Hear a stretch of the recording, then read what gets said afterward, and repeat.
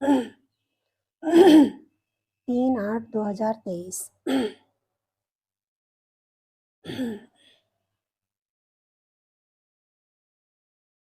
मीठे बच्चे, याद की यात्रा में टाइम देते रहो तो विकर्म विनाश होते जाएंगे। सबसे ममत्व मिट जाएगा, बाप के गले का हार बन जाएंगे। प्रश्न है, गॉडफादर द्वारा तुम बच्चे किन 2 शब्दों की पढ़ाई पढ़ते हो? उन 2 शब्दों में कौन सा राज समाया हुआ है?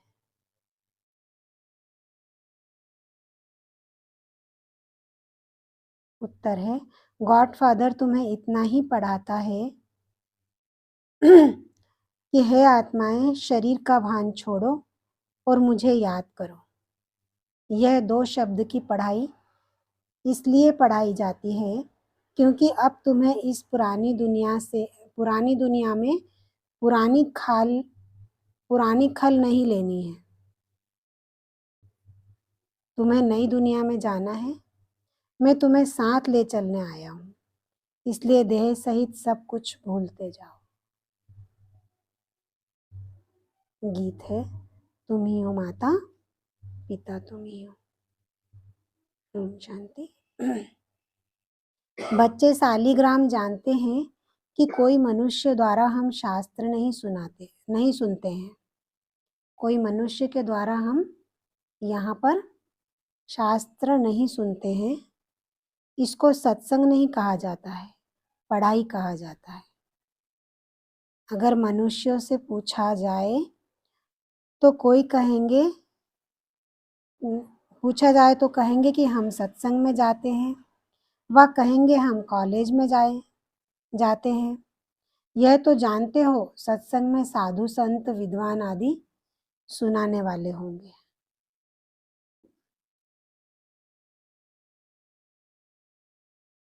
स्कूल में भी मनुष्य टीचर प्रोफेसर आदि होंगे।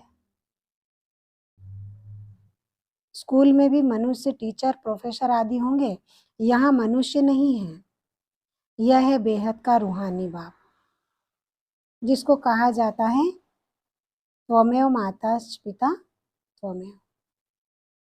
यह महिमा देवताओं की भी नहीं, ब्रह्मा विष्णु शंकर की भी नहीं। यह महिमा है निराकार परमपिता परमात्मा की। अब बच्चे जानते हैं कि निराकार परमपिता परमात्मा यह शरीर धारण कर पार्ट बजा रहे हैं। सिवाय इस निराकार परमपिता परमात्मा के कोई भी ब्रह्मा कुमार कुमारियों को पढ़ा नहीं सकते। कौन पढ़ाते हैं? निराकार परमपिता परमात्मा। ब्रह्मा को भी ज्ञान सागर नहीं कहेंगे, इसको प्रजापिता कहेंगे।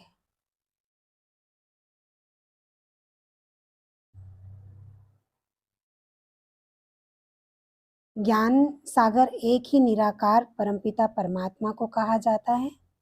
वही पतितों को पावन बनाने वाला है, क्योंकि ज्ञान सागर से ही सद्गति होती है। यह है नई बात। सद्गति किससे होती है? ज्ञान सागर से। गीता में भी श्री कृष्ण नाम डालने से खंडन कर दिया है। अब मनुष्यों को कैसे पता पड़े कि नॉलेजफुल परमपिता परमात्मा आकर नॉलेज देते हैं? यह मनुष्य भूल जाते हैं। ऐसे नहीं कि शास्त्र आदि द्वापर के आदि में ही बनते हैं। नहीं, समझाया जाता है पहले बाप का चित्र, मंदिर आदि बनते हैं, जिससे भक्ति शुरू होती है। तो सबसे पहले पहले कौन सा मंदिर बनता है? बाप का, है ना, जिससे ही मंदिर आदि बनते हैं, उससे फिर भक्ति शुरू होती है। तो भक्ति भी बहुत समय परमात्मा की होनी चाहिए, क्योंकि ऊंचे ते ऊंच वह है। उनकी पूजा पहले शुरू होती है। पूजा लायक है ही एक शिव। पूजा लायक कौन है? सबसे पहले पहले एक शिव। ऐसे नहीं कि ब्रह्मा विष्णु शंकर व जगत पिता जगदम्बा जगत पिता पूजा के लिए लायक हैं। इन सबको पूज्य बनाने वाला एक ही बाप है। ब्रह्मा विष्णु शंकर को भी और जगत पिता जगदम्बा को भी पूज्य बनाने वाला बाप है। उनकी भक्ति भी जरूर अधिक होगी। यह ब्रह्मा तो कुछ नहीं, इनमें परम पिता परमात्मा ना आए तो इनकी पूजा क्या होगी? परम पिता परमात्मा आते हैं तभी पूजा होती है। सबका सद्गति दाता एक ही बाप है।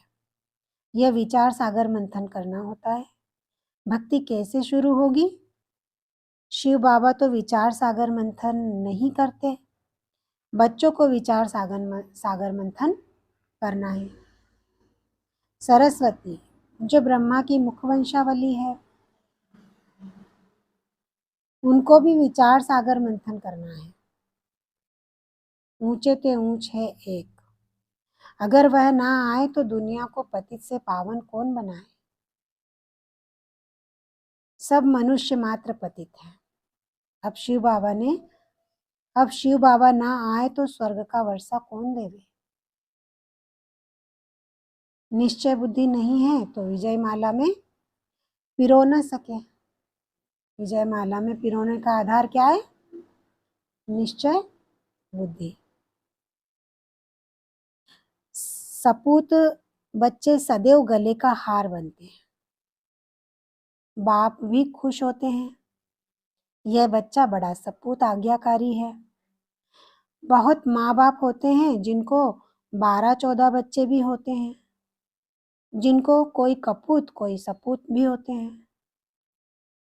पतित पावन बाप के सिवाय पतितों का उद्धार कोई कर नहीं सकते हैं। तुम जानते हो कि गंगा नदी पर भी गंगा का मंदिर है, तो समझाना चाहिए कि यह गंगा फिर कौन है? क्या यह कोई शक्ति है जिससे पतित से पावन बनते हैं? वह पानी से पावन बनते हैं। बाप कहते हैं कि गंगा पतित पावनी नहीं, पतित पावन कौन है? ज्ञान सागर शिव बाबा। तो बाबा कहते हैं सिवाय योग के कोई भी पावन बन नहीं सकते, इसलिए तुम्हें कोई गंगा स्नान नहीं करना है। योग का अर्थ है याद। बुद्धि का योग लगाना है, वह तो बहुत योग आसन आदि लगाते हैं, है ना? भक्ति मार्ग में दुनिया में बहुत आसन लगाते हैं, अनेक प्रकार के हठ योग करते हैं, उनको योग नहीं कहा जाता है। माताएं अबलाएं हठ योग को क्या जाने? मनुष्य स्कूल में पढ़ते हैं, उसमें धक्के खाने की कोई बात नहीं, कोई बात नहीं रहती है। कोई ना कोई इम्तिहान पास करते हैं, जानते हैं यह इम्तिहान पास करके यह बनेंगे। यहाँ भी तुम जानते हो यह भी इम्तिहान है। गॉड फादर पढ़ाते हैं, वह है पतित पावन, तुम्हारी है गॉड फादरली स्टूडेंट लाइफ। बाप पतित से पावन कैसे बनाते हैं? कहते हैं हे आत्माएं, इस शरीर का भान छोड़ो। पहले पहले तुम्हारा शरीर गोरा था, अब क्या बन गया? आयरन एज हो गया है। अभी तुमको नई खाल तो यहाँ लेनी नहीं है ना? अभी हमें दूसरा जन्म तो या दूसरा शरीर तो लेना नहीं है, क्योंकि यहाँ तो 5 तत्व ही तमो प्रधान है। अभी मैं तुम बच्चों को अपने साथ ले जाऊंगा, कल्प पहले भी ले गया था। मैं कालों का काल हूँ, सबको वापस ले जाऊंगा, मैं छोड़ूंगा किसी को भी नहीं। फिर तुमको अमरपुरी में भेज दूंगा, है ना, जहाँ मृत्यु नहीं होती। यह है मृत्युलोक, छीछी दुनिया। इसलिए संगम युग को 100 वर्ष चाहिए। और तो हर एक युग 1250 साल का होता है। इस पिछाड़ी इस पिछाड़ी के संगम युग की आयु बहुत छोटी है ना। बाकी चारों युगों की आयु तो 1250 वर्ष है, लेकिन ये संगम युग छोटे से संगम युग की आयु छोटी है। फिर यह दुनिया खत्म हो जाएगी तो नए मकान आदि बनाने शुरू करेंगे। नए नए मकान आदि बनाने शुरू करेंगे। उसमें पहले पहले श्री कृष्ण आता है। नए मकान में सबसे पहले कौन आएगा? श्री कृष्ण आएगा। उनके द्वारा नए मकान की शुरुआत होगी। महल आदि बनवाने का श्री कृष्ण आता है, वह शौकीन है महल आदि बनवाने का, है ना, क्योंकि उन्होंने इतने जन्म जन्मांतर महल बनवाए तो उनको बड़ा शौक है महल आदि बनवाने का। कोई तो बहुत शौकीन था ना, जिसने सोमनाथ का मंदिर बनाया, जिसने सोमनाथ का मंदिर बनवाया। तो बिरला भी शौकीन है ना। उसको क्या कहेंगे? बिरला। सारे संसार में जो बिरला मने सबसे अलग, तो वो शौकीन है। कैसा अच्छा मंदिर बनाया है। नंबर 1 में पूज्य है ना। नंबर 1 पूज्य कौन है? कृष्ण वाली आत्मा। तो बाबा कहते हैं, शिव बाबा फिर भक्ति मार्ग में भी पहले सोमनाथ का मंदिर बनाता है। सो भी कुछ समय बाद में बनता होगा, है ना, एकदम शुरू में नहीं, थोड़ा कुछ समय बाद में बनता होगा। फिर पूजा शुरू होगी। अभी तो है घोर अंधियारा, रात पूरी हो फिर दिन आता है। बाप कहते हैं, मैं रात और दिन के बीच में आता हूँ, है ना। रात और दिन के बीच को क्या कहेंगे? संगम, है ना, बीच में आता हूँ। महाभारी लड़ाई भी है। लिखा हुआ है कि यादवों के पेट से वह चीजें निकली जिससे सारे कुल का विनाश हुआ।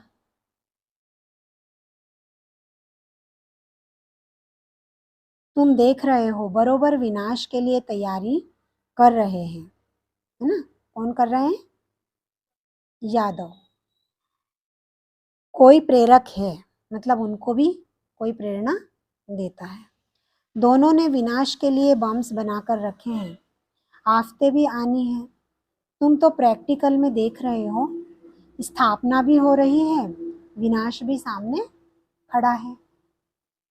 समझो, कोई ने विनाश नहीं देखा है। बाबा कहते हैं, समझो कोई ने विनाश नहीं देखा है। अच्छा, वैकुंठ तो देखते हैं ना। अगर विनाश नहीं भी देखें तो वैकुंठ के साक्षात्कार करते हैं, वैकुंठ तो देखते हैं ना। अच्छी तरह पढ़कर बाप से पूरा बेहद का वर्षा लेना है। तुमको साकार नहीं पढ़ाते हैं, है ना। साकार में कौन पढ़ाता है? निराकार पढ़ाता है। शास्त्रों आदि की बात नहीं है, यह तो ज्ञान सागर स्वयं पढ़ाते हैं। तुम अपने को देही समझ बाप को याद करते हो। भगवान उवाच।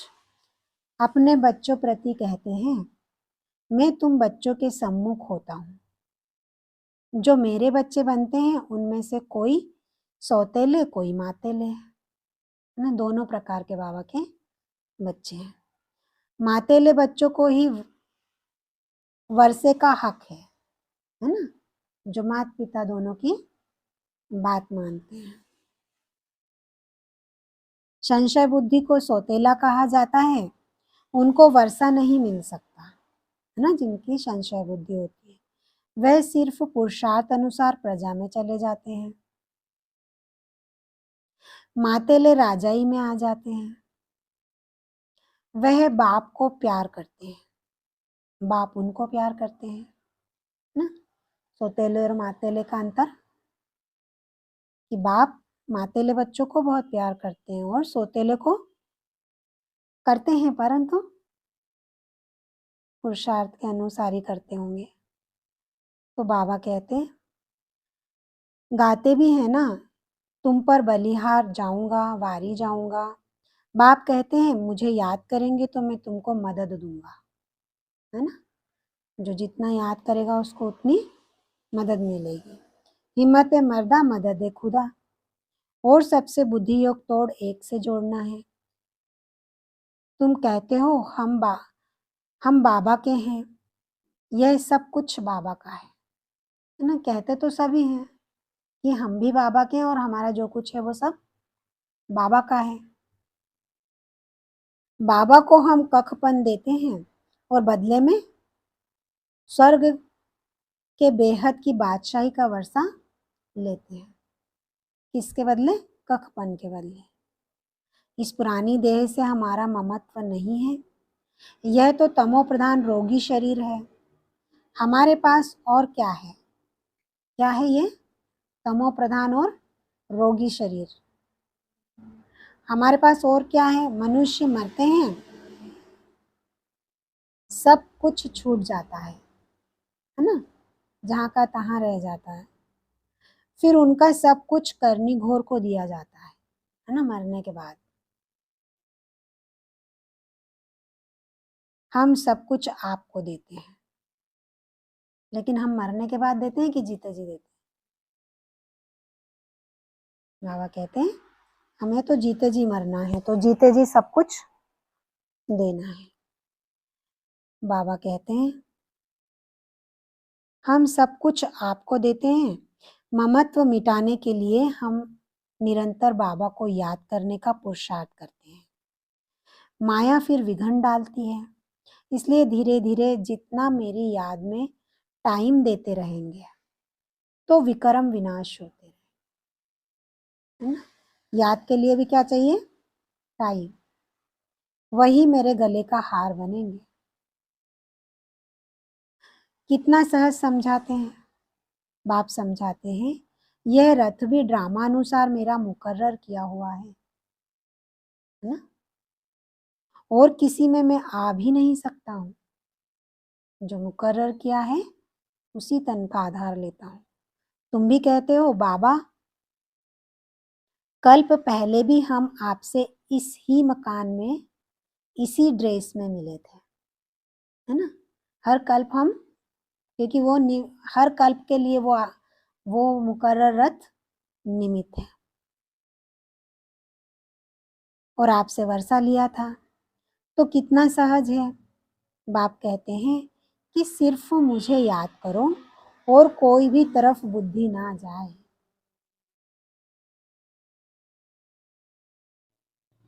याद रखना अंत काल जो पुत्र सिमरे। अगर किसी को भी याद किया तो फिर वहां जन्म लेना पड़ेगा, है ना। कोई बेटे को याद करता, कोई बेटी को याद करता, तो जहां याद करेंगे वहीं जन्म लेना पड़ेगा।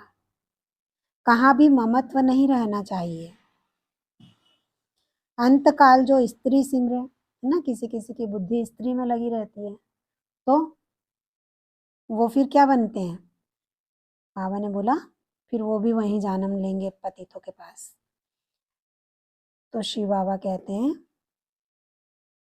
बाप आते हैं पतितों को पावन बनाने। उनकी कितनी महिमा करते हैं। एक ओंकार, उनका एक ही नाम है। उनको दूसरा शरीर मिलता ही नहीं है। अब यहाँ किसके लिए बोला? एक ओंकार, जो दूसरा शरीर उनको मिलता ही नहीं है, तो वो है अव्यक्त ज्योतिर्लिंग।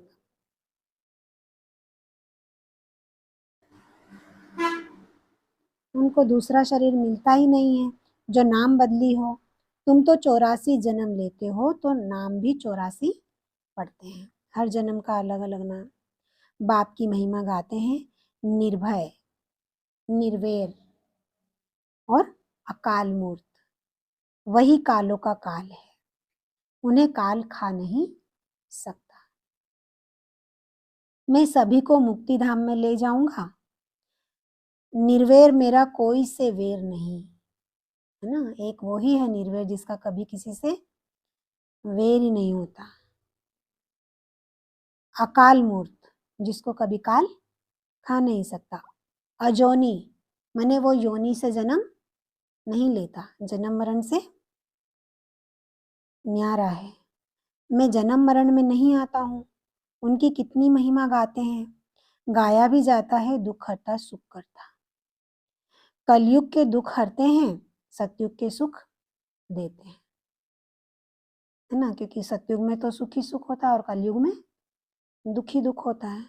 तो बच्चे जानते हैं भारत में सतयुग में जीवन मुक्ति थी, भारत में सतयुग में जीवन मुक्ति थी, बाकी सभी आत्माएं शांति धाम में थी। याद पड़ता है ना?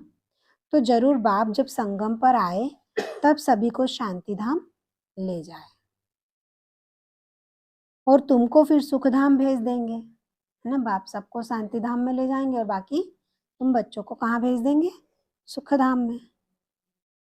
कितनी सहज बात है, परंतु माया ऐसी है जो यहाँ से बाहर गया तो फिर भूल जाएंगे।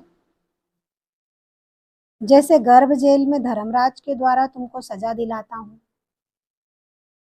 त्राही त्राही करते हो कि हम माफी मांगते हैं, फिर ऐसे पाप नहीं करेंगे, है ना। बाहर निकलने से फिर भी पाप करने लग पड़ते हैं। यह है ही माया का राज। वहां तो सुख ही सुख रहता है। अभी तुम पढ़ रहे हो, इसमें घर बार छोड़ने की बात नहीं है। बाप कहते हैं देह सहित सब कुछ भूल जाओ। तुम्हारा यह बेहद का सन्यास है।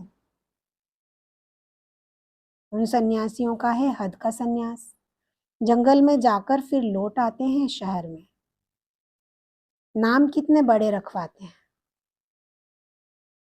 बाप कहते हैं मैं कितना सहज समझाता हूँ। बुढ़ियाएं कितनी हैं, कहती हैं हमको धारणा नहीं होती। अच्छा यह तो जानती हो कि परमात्मा पढ़ाते हैं। बाबा माताओं को समझा रहे हैं, बूढ़ी माता। इसमें तो कोई तकलीफ नहीं है। अभी हमने 84 का चक्र पूरा किया है। यह हुआ स्वदर्शन चक्र। आत्मा को चक्र का दर्शन होता है, यहाँ ही निरोगी काया बनती है। चक्र को जानने से तुम ऊंच पद पाएंगे। जितना चक्र को जानेंगे उतना ऊंच पद पाएंगे।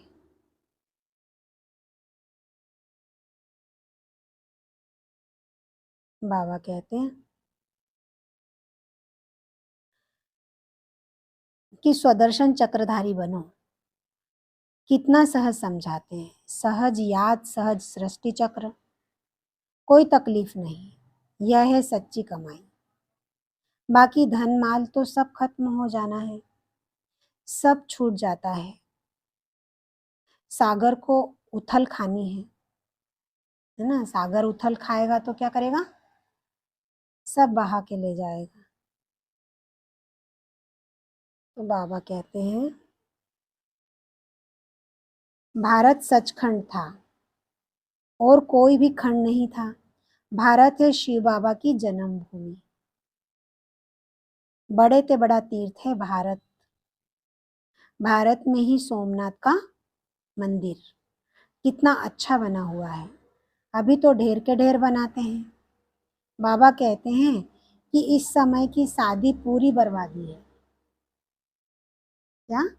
इस समय की शादी पूरी बर्बादी है। शिव बाबा साजन भी है। शिव बाबा से पूरी सगाई आबादी है।